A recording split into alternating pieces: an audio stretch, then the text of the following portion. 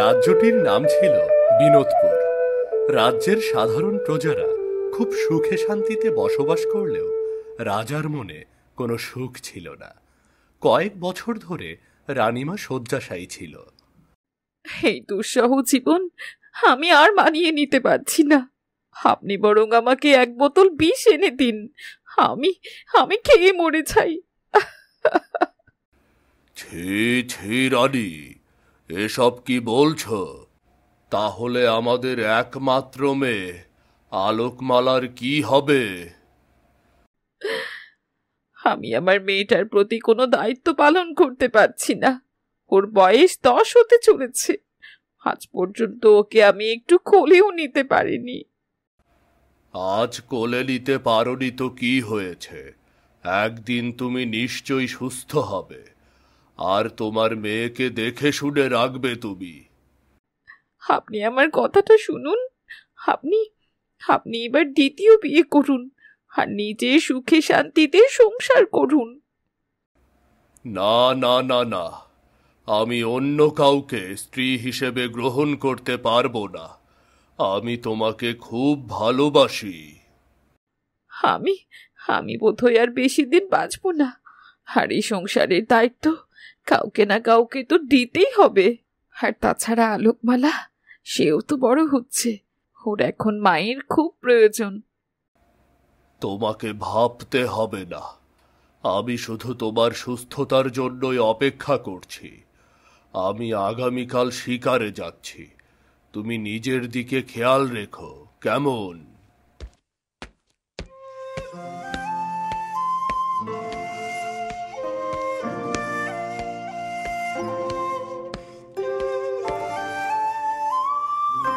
বাহ প্রজাপতি, তুমি দেখতে কত সুন্দর, তোমার গায়ে কত রঙের সমাহার। হ্যাঁ আলোকমালা, আমি দেখতে সুন্দর, এ কথা বলতে কোনো দ্বিধা নেই।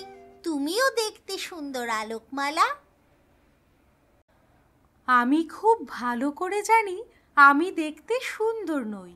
আমার গায়ের রং কালো, আমার নাক বোঁচা, আমার চোখগুলো ছোট ছোট। কোনো রাজকুমার আমাকে কখনোই পছন্দ করবে না। তুমি এখনো অনেক ছোট রাজকন্যা, আর এখনই তুমি রাজকুমারের কথা ভাবছো? প্রজাপতি, আমার কি ইচ্ছে করে জানো? আমার ইচ্ছে করে একটা রাজকুমারের সাথে পাহাড়ে পাহাড়ে ঘুরে বেড়াই। এই রাজ্যে আর এই বাড়িতে আমার একদম ভালো লাগে না। আমার মা সারাক্ষণ বিছানায় শুয়ে থাকে, বাবা রাজকাজে ব্যস্ত থাকে। আমার নিজেকে খুব নিঃসঙ্গ মনে হয়। এসব নিয়ে ভাবলে তোমার মন আরো খারাপ হবে। যাও তো, এবার ঘরে গিয়ে বিশ্রাম নাও। এদিকে রাজা পরের দিন সেনাপতির সাথে শিকারে গেল। আপনার শরীর ঠিক আছে তো মহারাজ? আসার পর থেকে দেখছি আপনি চুপচাপ আছেন, কারো সাথে কোনো কথা বলছেন না। আমার শরীর ঠিক আছে, কিন্তু মনে কোনো শান্তি নেই সেনাপতি। তুমি তো আমার বন্ধুর মতো, তাই তোমাকে কথাগুলো বলছি। এই একাকী নিঃসঙ্গ জীবন আমি আর মানিয়ে নিতে পারছি না। আমরা জানি মহারাজ, রানীমা অসুস্থ, সে আপনাকে ঠিকমতো সেবা যত্ন করতে পারছে না। আর এমন অবস্থায় আপনাকে অবশ্যই আরেকটা বিয়ে করা উচিত।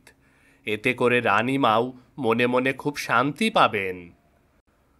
না না না না, আমি মহারানীকে খুব ভালোবাসি।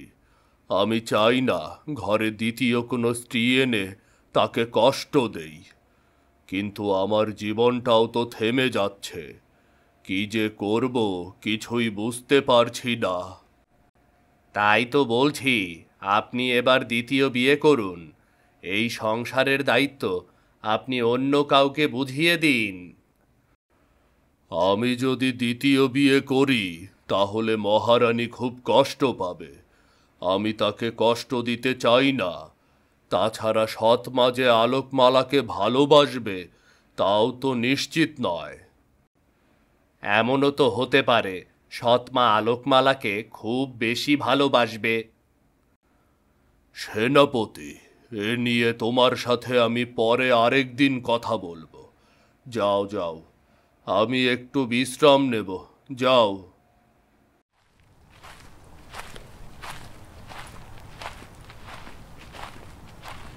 মহারাজ একা একাই জঙ্গলে ঘুরে বেড়াতে শুরু করল। আর একটু পর তার প্রচণ্ড পানির তৃষ্ণা পেয়ে গেল। সে দেখতে পেল জঙ্গলে একজন কাঠুরিয়া গাছ কাটছে। কেউ আছে? দয়া করে আমাকে একটু পানি দিতে পারো? তৃষ্ণায় আমার বুকের ছাতিটা একেবারে ফেটে যাচ্ছে। এ কি, এ তো মহারাজ। মহারাজ, কাছে আমার বাড়ি, ওখানে গিয়ে না হয় আপনি জলপান করবেন। এই গভীর জঙ্গলে কোথাও জলের ছায়াটিও খুঁজে পাবেন না। তোমাকে অনেক ধন্যবাদ কাঠুরিয়া। চলো, আমি তোমার সাথে তোমার বাড়িতে গিয়ে পানি পান করে তৃষ্ণা নিবারণ করে আসি। কাঠুরিয়া মহারাজকে তার বাড়িতে নিয়ে গেল। কমলিনী, ও কমলিনী, কোথায় গেলি রে মা? দেখ আমাদের বাড়িতে কে এসেছে। আজ আমার বাড়িতে স্বয়ং মহারাজের পায়ের ধুলো পড়েছে রে।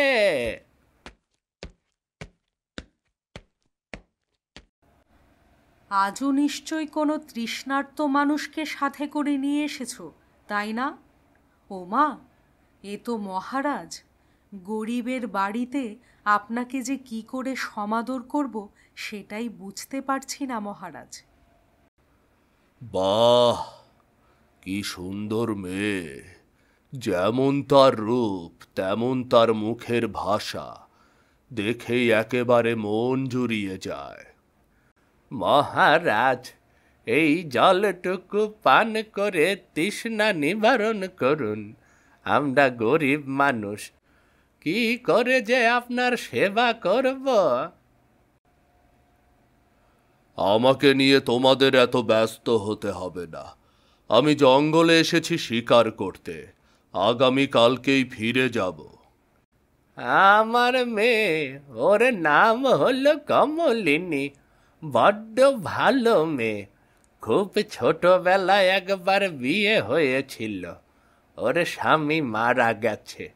এখন ভালো একটা বিয়ে দেওয়ার অনেক চেষ্টা করছি, কিন্তু মনের মতো পাত্র পাচ্ছি না। শোনো কাঠুরিয়া, যদি তোমার কোনো আপত্তি না থাকে, আমি তোমার মেয়েকে নিজের স্ত্রী হিসেবে গ্রহণ করতে চাই।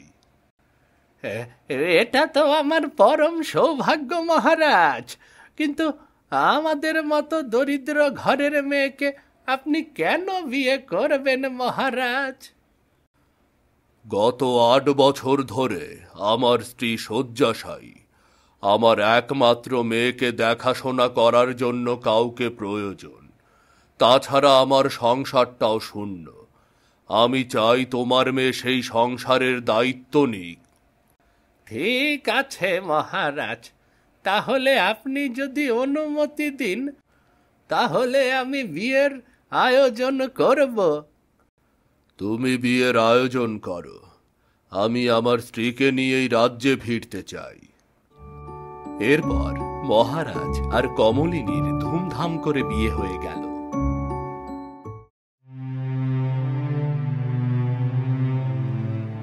মহারানী, তুমি তো চেয়েছিলে আমি বিয়ে করে সুখী হই। এই দেখো, আমি কমলিনীকে নিজের স্ত্রী হিসেবে গ্রহণ করেছি। আহ, কষ্টে আমার বুক ফেটে যাচ্ছে। এরপরও আমি আপনাকে কিছুই বলবো না। আমি নিজেই চেয়েছিলাম এই সংসারের দায়িত্ব অন্য কেউ নেক। তাহলে এখন থেকে কি উনি আমার আরেকটা মা? আমার অন্য কোনো মা চাই না, আমি শুধু আমার নিজের মাকেই চাই। ছি ছি ছি ছি, এইসব কথা বলে না। উনি তোমার নিজেরই মা, আর সে তোমাকে অনেক ভালোবাসবে। রাজকন্যা, আজ থেকে তোমার সব দায়িত্ব আমার। তোমার যা যা প্রয়োজন সব কিছু আমাকে বলবে, আমি তোমাকে সব এনে দেব। ঠিক আছে নতুন মা, এখন থেকে তুমিও আমার আরেকটা মা, তবে তোমাকে আমি ছোট মা বলেই ডাকবো। চলো এবার ঘরে চলো, দুজনে মিলে গল্প করি।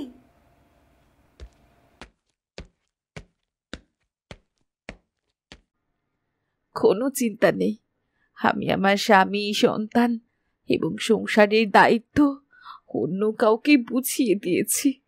এবার আমি নিশ্চিন্তে পৃথিবী ছেড়ে চলে যেতে পারি। এমন কথা একদম বলবে না। তোমার অবস্থান আমার মন থেকে কেউ নিতে পারবে না। এখন তুমি বিশ্রাম নাও। বেশ কিছুদিন পর হঠাৎ করে বড় রানী একদিন মারা গেলেন। হায় হায়, আবার এ কি হয়ে গেল? আবার ছোট্ট মেয়েটাকে রেখে রানী মারা গেল। ছোট্ট রানী, এখন থেকে তুমি কি রাজকন্যাকে দেখে শুনে রাখতে পারবে? আমি তোমার ওপর আবার এই মেয়ের দায়িত্ব দিয়ে দিলাম। মহারাজ, আমি আপনাকে একটা কথা স্পষ্ট করে বলতে চাই। আমি আপনাকে বিয়ে করেছি, রাজকন্যাকে দেখার জন্য নয়। ছি ছি, এসব কি বলছো? তোমার এমন ভয়ঙ্কর আচরণ আমি তো আগে কখনোই দেখিনি। একদম ঠিক বলছি। আমি রাজকুমারীকে দেখাশোনা করতে পারবো না। তাছাড়া সে আমার নিজের সন্তান নয়। কয়েকদিন পর আমার নিজের সন্তান আসবে। আমার মেয়ের সাথে তুমি কখনোই খারাপ ব্যবহার করবে না, তাহলে কিন্তু খুব খারাপ হয়ে যাবে। আমিও দেখব আপনার মেয়ে এই রাজ্যে কদিন থাকে। আমি চাই ও অন্যত্র চলে যাক। আমার সংসারে আমি সতীনের মেয়েকে চাই না। রাজকন্যা আমার সন্তান, আমি ওকে কোথাও যেতে দেব না। ও আমার সাথেই থাকবে, ও আমার সাথেই থাকবে।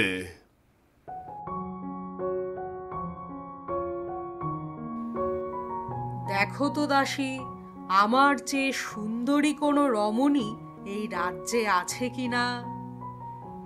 মহারানী, আপনার চেয়ে সুন্দরী কোনো রমণী এই রাজ্যে নেই। আপনি হলেন এই রাজ্যের সবচেয়ে সুন্দরী রানী। একদম ঠিক কথা বলেছ। আমিও মা হতে চলেছি। কিছুদিন পর আমার সন্তান এই পৃথিবীতে আসবে।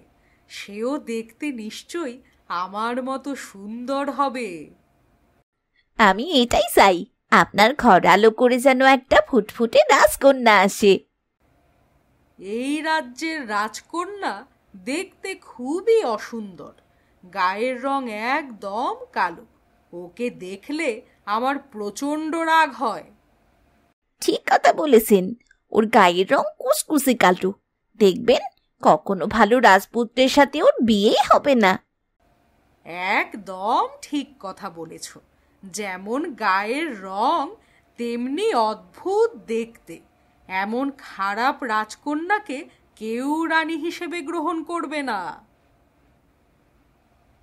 মহারানী, আপনার মাথায় আমি তেল দিয়ে দিচ্ছি। রানী এবং দাসী যখন নিজেদের মধ্যে কথা বলছিল, তখনই সেখানে হাজির হলো আলোকমালা। ও মা, তুমি কোথায় ছিলে? আমি তোমাকে পুরো রাজ্য জুড়ে খুঁজে বেড়াচ্ছি, কিন্তু তোমাকে তো কোথাও খুঁজে পেলাম না। কতদিন তোকে বলেছি আমাকে মা বলে ডাকবি না। আমি তোর মা নই। আমাকে সব সময় ছোট রানী বলে ডাকবি।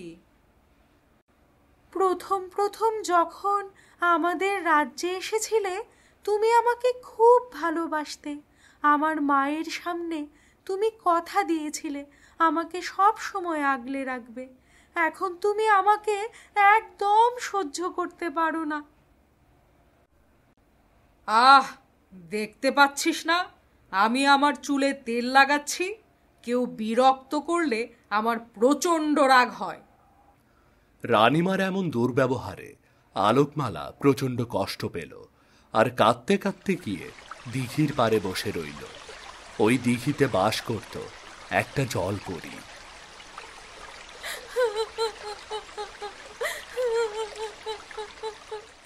মা, ও মা, তুমি কেন আমাকে ছেড়ে চলে গেলে বলো তো? আজ আমি পৃথিবীতে সম্পূর্ণ একা হয়ে গেছি, আমার পাশে কেউ নেই। ছোট মা আমার সাথে খুব খারাপ ব্যবহার করে, এর চেয়ে বরং দিঘির জলে আমার ডুবে মরাই ভালো।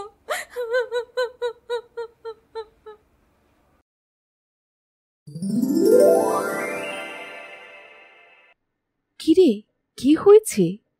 তুই এইভাবে বসে কাঁদছিস কেন? দেখে তো মনে হচ্ছে তোর মনে অনেক দুঃখ। কে তুমি? তুমি তো একটা জলপরী, আমাদের দিঘিতে তুমি কি করছো? আমি একটা জলপরী। আমি অনেক গুপ্তধন রেখেছি। তুই চাইলে এখান থেকে কিছু গুপ্তধন দিয়ে আমি তোর মনের দুঃখ দূর করতে পারি। তোমার গুপ্তধনের কোনো প্রয়োজন নেই। ওই গুপ্তধন আমাকে কখনো সুখী করতে পারবে না। তুমি আমাকে আমার মাকে এনে দাও।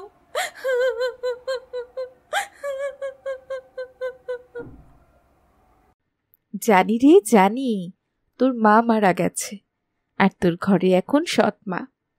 যে একবার মরে যায় তাকে আর কখনো বাঁচানো যায় না রে।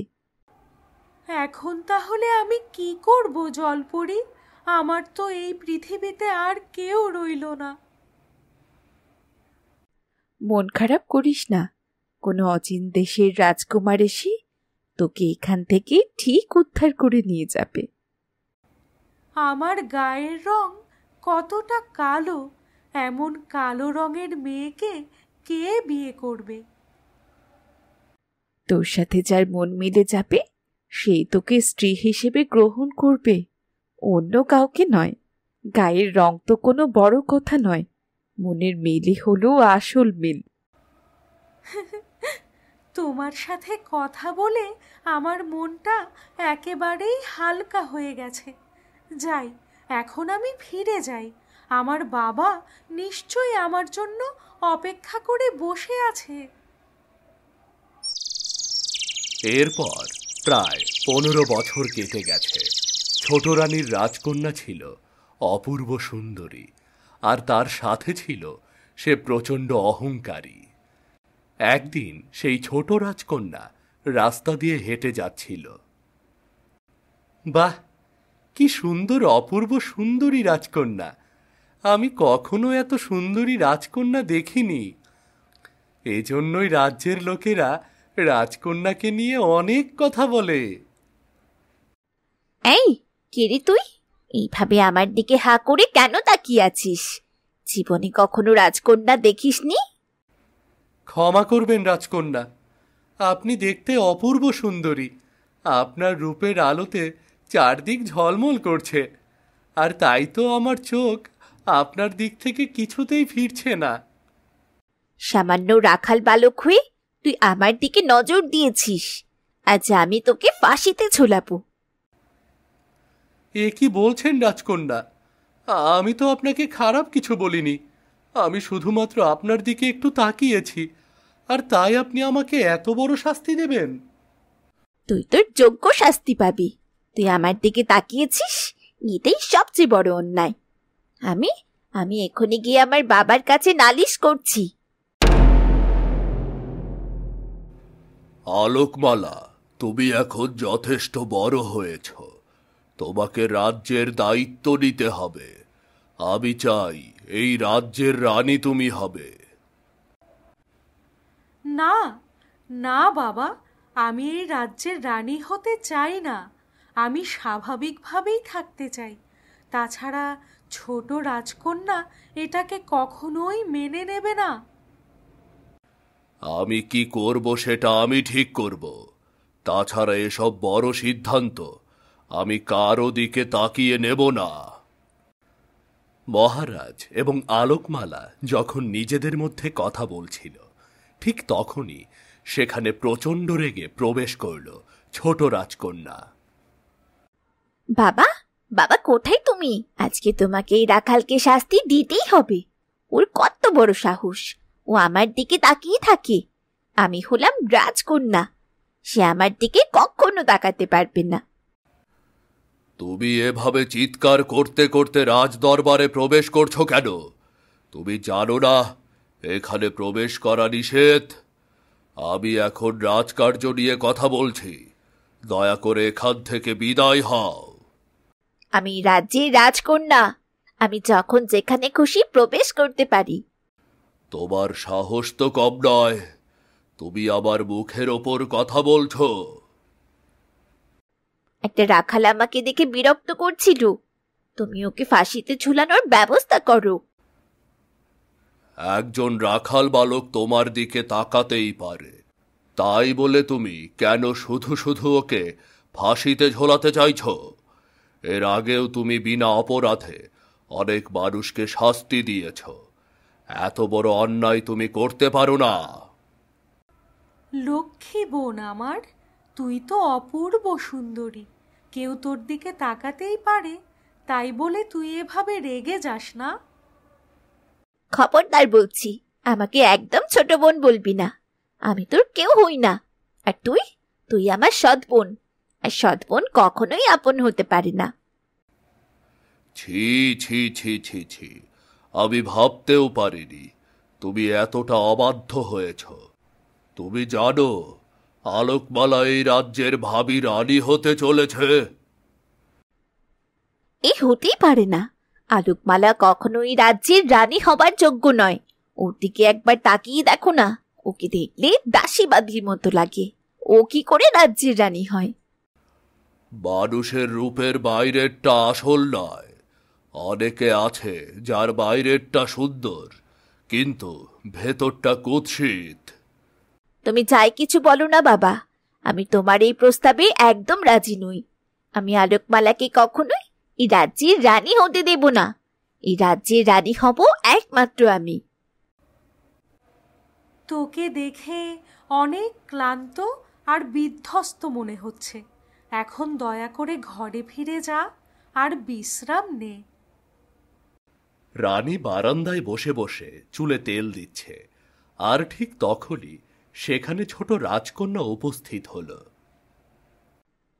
দাসী, তুমি আমাকে একটু একা থাকতে দাও, আমি মায়ের সাথে কিছু ব্যক্তিগত কথা বলবো। ঠিক আছে রাজকন্যা, আমি এখনই চলে যাচ্ছি। কি ব্যাপার, তোমাকে এত চিন্তিত কেন দেখাচ্ছে রাজকন্যা? দেখে মনে হচ্ছে খুব খারাপ কোনো সংবাদ আছে। তুমি তো আমার কোনো খোঁজই রাখো না। ওই আলোকমালাই বাবাকে হাত করে ফেলেছে। ও নাকি এই রাজ্যের ভাবি রানী হতে চলেছে। তাই নাকি? তা হতে দাও, তোমার বাবাকে ঘোষণা করতে দাও যে আলোকমালা এ রাজ্যের রানী হবে। এসব কি বলছো মা? তোমার মাথা ঠিক আছে? আলোকমালা যদি এই রাজ্যের রানী হয়, তাহলে আমাদের যে রাজ্য ছেড়ে চলে যেতে হবে। যা পরিকল্পনা করার আমি আগেই সব করে রেখেছি। আগামীকাল তোমার বাবা শিকারে যাবে। এরপর আলোকমালাকে আমরা ওই দিঘিতে ফেলে হত্যা করব। বাহ, তোমার মাথায় তো দারুণ বুদ্ধি। আমার মাথায় তো এসব আগে আসেনি। ঠিক আছে মা, তোমার যা ইচ্ছে তুমি করো। কমলিনী আর রাজকন্যা যখন নিজেদের মধ্যে ষড়যন্ত্র করতে ব্যস্ত, ঠিক তখনই আলোকমালা বাগানে হেঁটে বেড়াচ্ছিল। আর তখনই সেখানে একটা রাজপুত্র এসে উপস্থিত হলো। আমি অচিনপুরের রাজপুত্র, জঙ্গলে শিকার করতে এসে হারিয়ে গেছি। দয়া করে আমাকে একটু পানি দিয়ে সাহায্য করতে পারেন? কেন নয়, আপনি তো এই রাজ্যের অতিথি। তাছাড়া আপনাদের রাজ্যের কথা আমি অনেক শুনেছি। রাজ্যটা নাকি অনেক বড়, আর আপনারা অনেক ক্ষমতাশালী। তাই নাকি? তা ভালোই শুনেছ আমাদের রাজ্যের নামে। এবার বলো দেখি, তুমি কে? তোমাকে তো চিনতে পারলাম না আমি। আমার সাথে ভেতরে আসুন। আমি এই রাজ্যের রাজকন্যা আলোকমালা। আলোকমালা ওই রাজপুত্রকে নিয়ে ভেতরে চলে গেল। সেখানে রাজা, রানী এবং ছোট রাজকন্যা সবাই খাবার টেবিলে একসাথে বসেছিল। বাবা, উনি অচিনপুরের রাজকুমার। পথ ভুলে আমাদের প্রাসাদের কাছে এসে উপস্থিত হয়েছেন। কি সৌভাগ্য আমার! আপনি আমাদের রাজ্যে এসেছেন। বসুন বসুন, একসাথে খাবার গ্রহণ করুন। বসুন। আপনাদের রাজ্যের কথা আমরা অনেক শুনেছি। আপনাদের রাজ্য অনেক সম্পদে ভরপুর। রাজকুমার এত সুন্দর, এত সুন্দর রাজকুমার আমি আমার জীবনেও দেখিনি। আমার মনে তো এমন একটা রাজকুমারেরই স্বপ্ন ছিল যে আমায় ঘোড়ায় করে এখান থেকে নিয়ে যাবে। পাত্রীর সন্ধানে আমি এখানে এসেছি। আমার বাবা চান আমি যেন খুব দ্রুত বিয়ে করি, কিন্তু এখনো মনের মতো কাউকে পাচ্ছি না। তা না হয় দেখা যাবে। এবার আপনি দয়া করে বিশ্রাম করুন। আলোকমালা আর রাজপুত্র খুব সুন্দর সময় কাটাতে লাগলো। তোমার সাথে সময় কাটিয়ে আমার খুব ভালো লাগছে। তুমি খুব ভালো একটা মনের মেয়ে। সবাই বাইরের সৌন্দর্যটাই দেখে, দেখতে পাচ্ছ না? কালো বলে আমার বিয়ে হচ্ছে না। তুমি আমার চোখে পৃথিবীর সবচেয়ে সুন্দর রমণী। আমি তোমাকে বিয়ে করতে চাই আলোকমালা। যদি তুমি অনুমতি দাও, আমি তোমার বাবা মার সাথে কথা বলতে চাই। কত সুন্দর তোমাদের রাজ্য! আমাদের রাজ্যের চাইতেও অনেক বড়। আর তুমি কি না আমাকে বিয়ে করতে চাও? তুমি চাইলেই অনেক ভালো রাজকুমারীকে নিজের স্ত্রী হিসেবে পাবে। আমি তোমাকে বিয়ে করতে চাই। তোমাকে ছাড়া অন্য কাউকে স্ত্রীর মর্যাদা আমি দিতে পারবো না। ঠিক আছে, বাবা কাল শিকারে যাচ্ছে। সেখান থেকে ফিরে এলে তুমি এই ব্যাপারে বাবার সাথে কথা বলো। আর শোনো, আমি তোমাকে ভালোবাসি রাজকুমার। তোমাকে বিয়ে করতে আমার কোনো আপত্তি নেই। এদিকে ছোট রানী আর ছোট রাজকন্যা নিজেদের মধ্যে কথা বলছিল রাজকুমারকে নিয়ে। অনেক দিন ধরে আমি তোমার জন্য এমন একটা ছেলেকে চেয়েছিলাম যে কিনা অনেক সুন্দর। মনে প্রাণে চাই এই রাজকুমারের সাথেই তোমার বিয়ে হোক। আশা করি এই বিয়েতে তোমার কোনো আপত্তি নেই। রাজকুমার দেখতে খুব সুপুরুষ, আর আমিও এমন একজনকে স্বামী হিসেবে পেতে চাই। তুমি বাবাকে বলে এখনই বিয়ের ব্যবস্থা করো। তোমার বাবার সাথে কথা বলার আগে রাজকুমারের সাথে আমাকে কথা বলতে হবে। যদি রাজকুমার রাজি না হয়, তাহলে শুধু শুধু তোমার বাবার কানে এসব কথা তুলে কোনো লাভ নেই।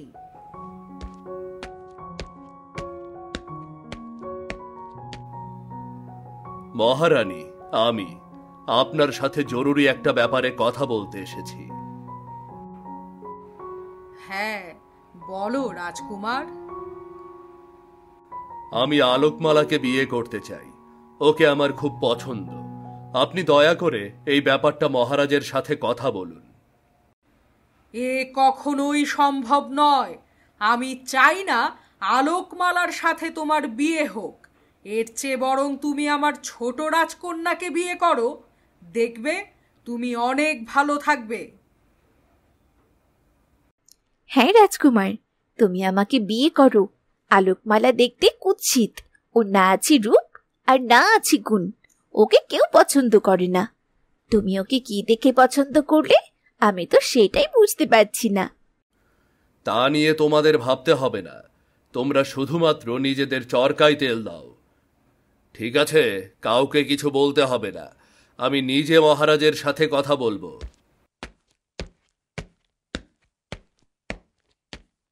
দেখলে মা, আলোকমালা ঠিক রাজকুমারকে পটিয়ে ফেলেছে। আমি জানতাম এমন কিছুই হবে। তুমি তাড়াতাড়ি রাজকুমারকে আমার করে দাও মা। আগামীকাল তোর বাবা শিকারে চলে যাবে, আর রাতের বেলা আমরা আলোকমালাকে দিঘির জলে ফেলে দেব। ও সেখানে ডুবে মরে যাবে। ও আমাদের অনেক জ্বালিয়েছে, এবার ওকে ওর পাপের শাস্তি পেতেই হবে।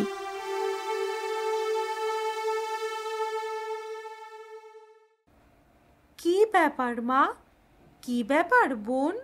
তোমরা দুজন এত রাতে এখানে কেন আমাকে ডেকে পাঠিয়েছো?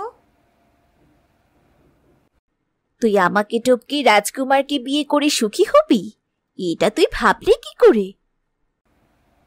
আমি ওকে বিয়ে করতে চাই, তেমনি ভাবে রাজকুমারও আমাকে বিয়ে করতে চায়। আমরা দুজন দুজনকে ভালোবাসি। আলোকমালা কথা শেষ করার আগেই কমলিনী তাকে ধাক্কা মেরে দিঘিতে ফেলে দিল, আর আলোকমালা সেখানে বাঁচার জন্য আকুলভাবে কাঁদতে লাগলো।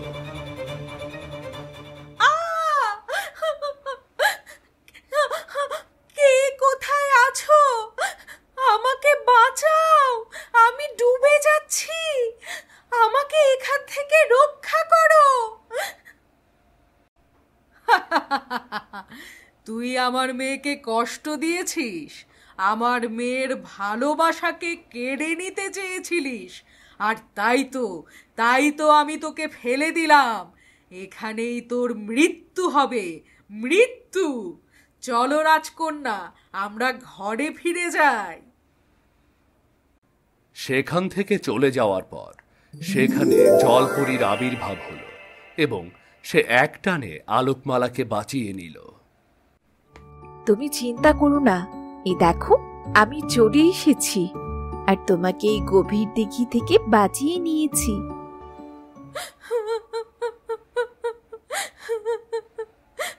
আমি ভাবতেও পারিনি শেষ পর্যন্ত কিনা আমার মা আমাকে ধাক্কা দিয়ে ফেলে দিল। আমার বোনেরও একটা বার মনে হলো না। না না, আমি এটা মানসিকভাবে কিছুতেই নিতে পারছি না। এইসব কথা বাদ দাও, এইসব নিয়ে তোমায় আর ভাবতে হবে না। যাও, তুমি তোমার রাজকুমারের কাছে ফিরে গিয়ে সব সত্যিটা খুলে বলো। দেখবে রাজকুমার নিশ্চয়ই এর বদলা নেবে। আমি তোমাকে আমার গুপ্তধনগুলো দিয়ে দিচ্ছি, এগুলো দিয়ে বাকি জীবন তোমার খুব ভালোভাবেই চলে যাবে। আমি তোমার কাছ থেকে কোনো গুপ্তধন নিতে পারবো না। তুমি আমাকে ক্ষমা করে দিও। তুমি আমার জীবন বাঁচিয়েছো। আমি এমনিতেই সারা জীবন তোমার কাছে কৃতজ্ঞ থাকব।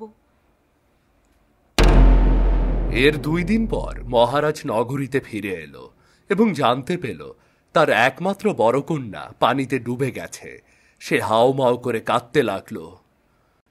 আবার সর্বনাশ হয়ে গেল, আমার সবচেয়ে আদরের মেয়েটা পানিতে ডুবে মরে গেল। আমি ওকে শেষ দেখাটাও দেখতে পারলাম না।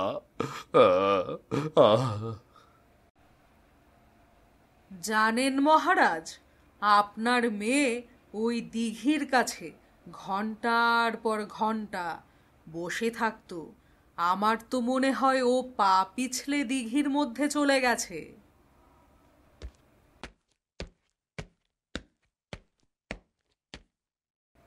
না মহারাজ, আপনার মেয়ে মারা যায়নি। এই যে দেখুন, আমি আপনার মেয়েকে আমার সাথে করে নিয়ে এসেছি। ও এখনো জীবিত আছে। এসব কি হচ্ছে ছোট রানী? তাহলে তোমরা কেন বলেছিলে যে আলোকমালা মরে গেছে? একটু অপেক্ষা করো বাবা, আমি সব কিছু তোমাকে খুলে বলছি।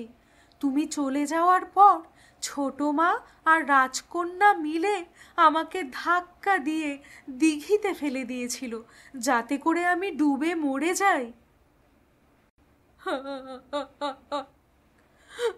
ক্ষমা করে দে রে মা, আমাকে ক্ষমা করে দে।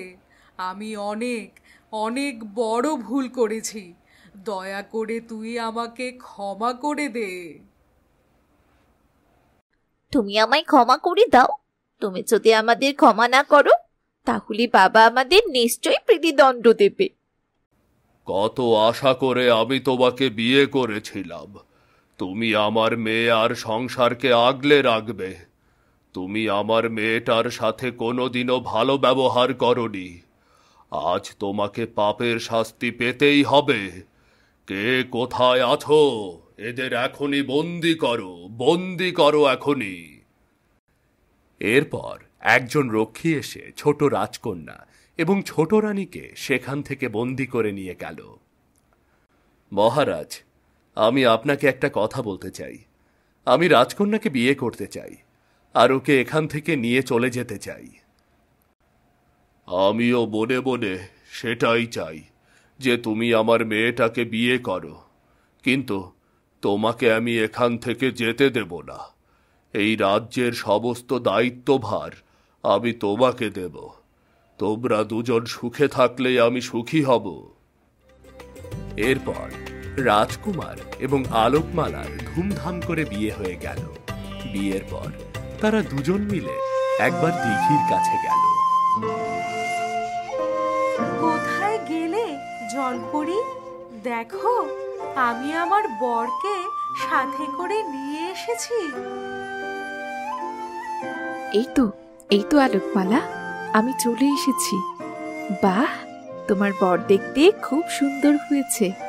সৃষ্টিকর্তা তোমাদের আশীর্বাদ করুক। শুধুমাত্র আপনার জন্যই আলোকমালাকে আমি নিজের স্ত্রী হিসেবে পেয়েছি। আপনি ওর জীবন বাঁচিয়েছেন।